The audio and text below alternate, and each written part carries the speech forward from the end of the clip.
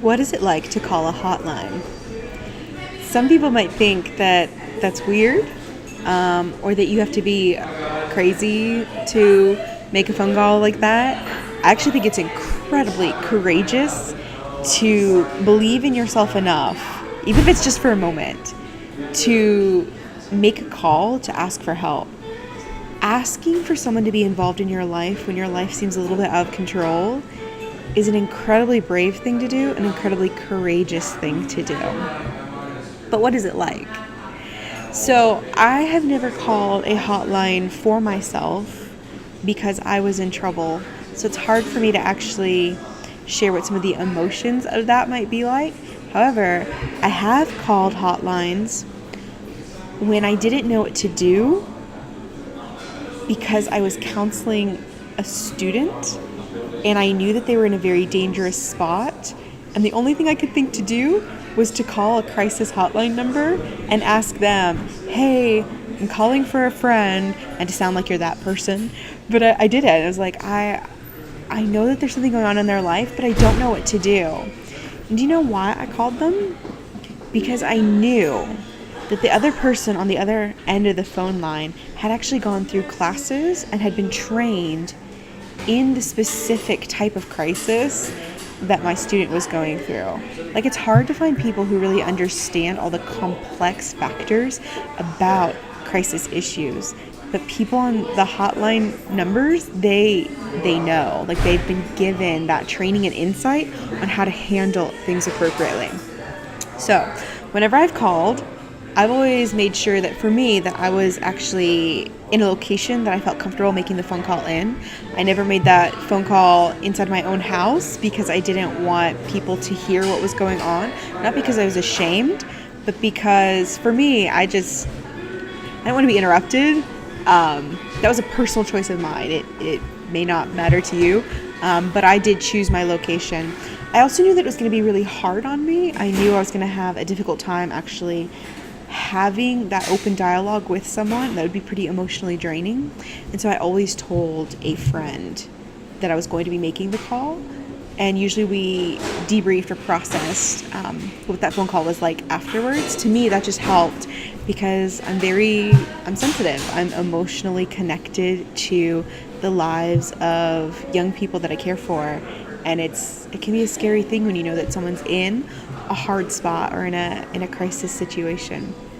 So I always made sure, for me, I made sure I was in the right spot where I wanted to be, the right location. When I made the call, I always told a friend first. And then I kind of took a deep breath and punched the numbers on my phone and called them. The first thing that happens is you're greeted by a friendly voice.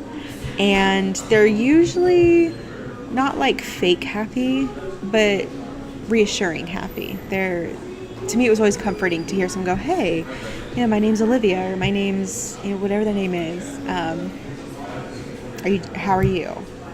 And one of the first things that they always asked me was my name, but they told me, it depended on the hotline that I called, but what I appreciated, some of them would actually say, would you like to give me a name? You can pick a new name, or you can give me your real name. It's okay either way. And I appreciated that because it allowed me a sense of control. It allowed me a sense of still owning my life and my story. And I always gave them my name because I was cool with that. But I thought that was really neat that they offered to use a different name for those that might be really timid about revealing parts of their life. And then they would just say, what can I help you with? And whenever I've called, I've really appreciated they've let me just talk and share my end of the story. They didn't butt in real quick with like judgment calls or, well, why did this happen or why did that happen? It wasn't a lot of interrogating questions. It was more of, I knew if they were asking me questions because they were trying to get to the deeper reasons of what was happening in the short story that I was sharing. And then, they would offer some insight, and they would, for me, I was looking for, well, what do I do for this? What is the legal repercussions? Or, would it be wise to involve parents? Or should I just needed that insight of what is my next action step? And they had always been pretty helpful for me to understand what were some of the legal things that were happening, what would be good action steps to take, what might be some action steps that would have greater consequences or ramifications for myself or my student that I wasn't really ready for yet. It gave me a better view of the world around me and how I could make an appropriate next step, because I could see clearer about everything else that was happening. So that was my story. It might be different than yours. I'm sure that not every single phone call is 100% perfect, but I was always impressed that there was skill behind what they were saying. There was compassion. There was also really good information that I needed each time. So if you've always wondered whether or not you should make a call, this is my advice to you. Do the risky thing. Have courage. Pick up the phone and try it. If you hang up and you realize it was nothing, then it was nothing. And then go do the risky, courageous thing and go try to find help somewhere else. Because finding help is not a one-time thing.